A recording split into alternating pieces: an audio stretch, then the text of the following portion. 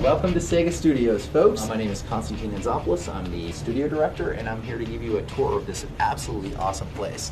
Our team is working on the game for the 360 and the PS3, the next generation consoles. The overall philosophy of this game is to live the fantasy of Iron Man, right? I mean, that's kind of where we start. I mean, put you in the shoes of Iron Man and let you save the world.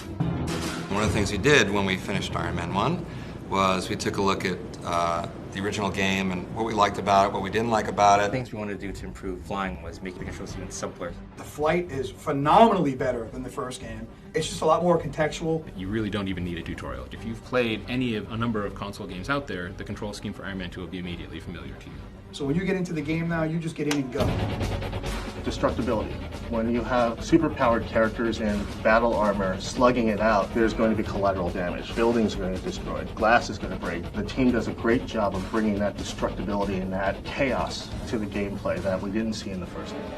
We wanted to get the action up close and in the player's face. We've changed the mechanics for melee. And if another enemy comes behind me, I can leap off of that enemy and slam this guy in the head and then jump back to the guy I was fighting. You really feel empowered when you're hovering in the air and you're bashing guys left and right with your fists and your feet. It's almost ninja-like. In this game, you can actually load in different fighting styles into the armor. We have a better AI unit, which is artificial intelligence. So now the enemies react and think instead of just coming at you like a bunch of idiots. That brings a new layer of strategy to combat that the first game just didn't offer us. We've created a completely new and unique story that lives in the film world. The voice of Iron Man right now within the Marvel Comics is Matt Fraction. He actually won an Eisner Award for his Iron Man series. That's basically the most prestigious award you can get in comics. He really has the voices of the characters down cold. And he really brought the story to life. The story in the game is a collaboration among Matt Fraction, Michael Kirkbride, and myself. So the three of us together put together this story and evolved it over time. Iron Man is very sleek. He's the Ferrari. War Machine is the Hummer.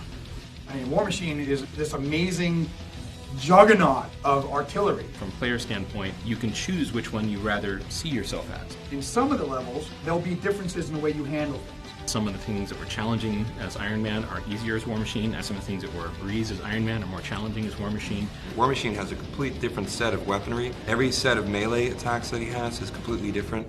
He's not going to hack the terminal to get into that room. He's going to slam that door open and just, tear it apart, get in there, and rip everything up. You basically get to choose, decide how to load out the characters. You can create your own weapons. You can create your own munitions for weapons. If I want to have nothing but missiles and rockets all over my suit, I can do that.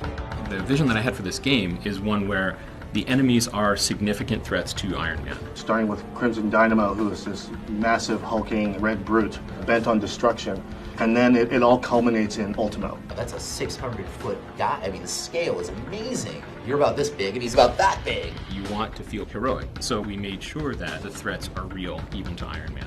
We're just saying, hey, pick up the joystick, get in it, and feel like a hero. That's what the game is going to offer to you. Great story with great classic enemies, but shown in a new context. It's going to make them fresh and interesting all over again. I could sit here for about an hour and a half and tell you all of it, but the best way to see it is to play it.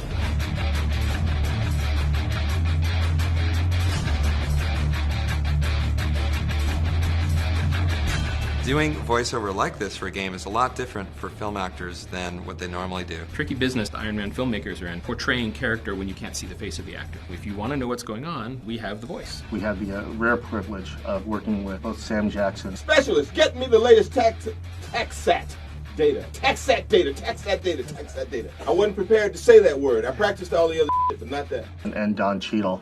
Zep Torrent? Is that as fictitious as it sounds? So having the actual voice actors in is essential to the game. That's what makes it an Iron Man 2 game. Don Cheadle as War Machine is just amazing, both in the film and in the game. And to have him participate in the video game was just a stroke of luck for us. I think this is his first video game, which is very cool. Yes! Thank you, Tony, for making a suit that can handle that. Don Cheadle is a machine. I mean, he plays War Machine, but he charged right through everything we had in front of him. Very professional. He would do retakes, whatever was necessary. Oh, I love this suit. He knows his character, so a lot of the time we were relying on him for basically the establishment of the characters. Your next line down. Word. You got it. I know. 206. I think Rhodey's saying word. War Machine is an extension of Rhodey. I think he sees himself as being a protector of what is needed in this country. He came in and he was Rhodey, and it was wonderful. And when people people load up the game and they load up War Machine, they're really going to believe that they are Don Cheadle as Rhodey as War Machine. And the reason we got Sam Jackson was actually because of Don Cheadle. Was Don this difficult? He was texting me while he was here. Pulled out his phone and he texted Sam. He wanted Sam Jackson to know that we were good to work with and this is going to be a great experience for him. He was going, don't with this. This is crazy. And within a week, we had Sam Jackson. I've known who Nick Fury was for a very long time. All of a sudden, I picked up a comic book one day, and that was my face. And it was Nick Fury. So I said, well, okay, this is cool. So when they make the movie, I guess I'll get a chance to play Nick Fury. Copy the living hell out of that. Nick Fury, as the director of S.H.I.E.L.D., is the ultimate badass. So he's going to be directing you as you go through? It's a pretty powerful position. To bring him into the game, not just his voice, but his likeness as well, it provides that connection and that authenticity. A little respect wouldn't hurt. I actually went and directed all of the voice acting sessions because it's so important to get that correct tone, that correct feel. AIM has Jarvis and can power him up. What's the threat assessment? All you can kind of rely on is if you believe the dialogue that you're saying is, you know, kind of in concert with what your character beats would be in the film. And it seems like they're the same guy. War Machine out. Nah, that's not it. War Machine out. There it is. As a voice director, I really try to let the actor do a lot of the work. 2 in a row, pressure's back on him on 64. Hey, you're Tony Stark, right? You think of something. It's about letting them have the creative freedom to bring the character to life. This is Stormbreaker 1. What can we do for you today, Rain Man? Get in the groove, we start working well together, and then you just roll through, and it's amazing how fast we roll through these things. 60 lines an hour sometimes. That was great, Sam. If you look at a movie set, you have days for 2 lines. I love working on games like Iron Man 2 a little bit more. Great stuff, Don. Stand by for playback. Because it gives the chance for an actor to be an actor. You just put yourself in that frame of mind and you act. I got him! I kind of got him! Take the shot, Tony! It's an opportunity to keep my hand in the universe, and hopefully I'll play a bigger part in those films and not just keep showing up and talking to people. Actually kill somebody. Good work, everyone. Awesome job, fellas.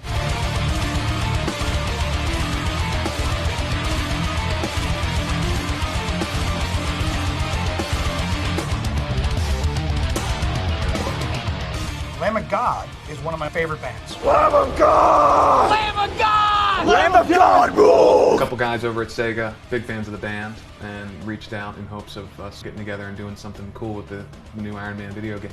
I mean, just the simple fact that they thought of us to use in such a high-profile game is extremely flattering and awesome. Iron Man's a pretty tough dude, I guess. You wouldn't want to have, like, the Backstreet Boys or something in the soundtrack. I called up my buddy, Raymond Herrera, the drummer in Fear Factory. I asked him if he knew the guys in Lamb of God.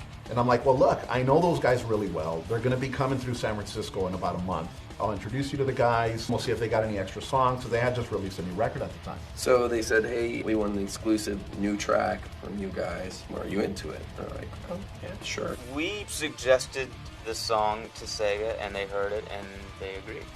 They get it. Like the minute we sat down, they just got the idea of the business behind games and why Lamb of God would be important to this.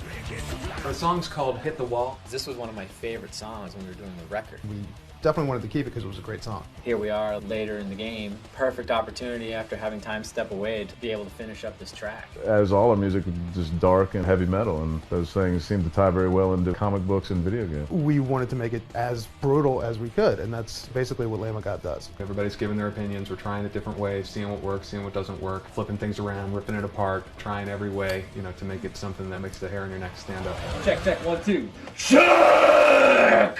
Microphone's at deafening level, that's about right for The it. basic tracks already existed from the first session. What we're doing now is all the vocals. This will be the first song I've recorded the majority of the vocals for at my hometown in a long time. Randy's all about the ritual. I like to leave home to record vocals. I can't come home to my wife and be a normal person. I just turn into a freak when I'm recording. If you catch Randy doing his warm-ups before the recording process, he's walking around with his warm-up tape doing the...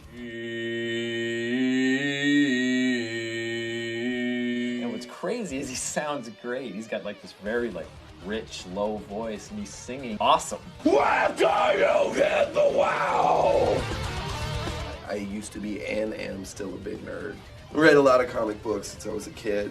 I always thought Iron Man was cool because he's probably the most plausible, believable superhero there is, because he's not some sort of weird mutant who can phase through walls. He's just a really smart guy who built a suit. But what the song is about really is how sometimes someone's ambitions and how your own personal agenda can sometimes get in the way of your dignity. Kind of like Tony Stark's before he turned into Iron Man. Out of everyone in the band, I have played in my life quite a few more video games than they have. It looks like it's a good fly around and blow stuff up kind of game. Can't wait to see it when it's completely done and play the heck out of it. Hopefully it'll be beneficial to us in that our music will be exposed to more people. Video games outsell movies and CDs right now. I think it is a really good chance for us to expose our music to people that maybe they wouldn't otherwise hear. And maybe this is going to be someone's introduction to heavy metal. Hopefully they don't even know when they're playing the game. There's no album release of the song. You can't download it off the internet because nobody has it.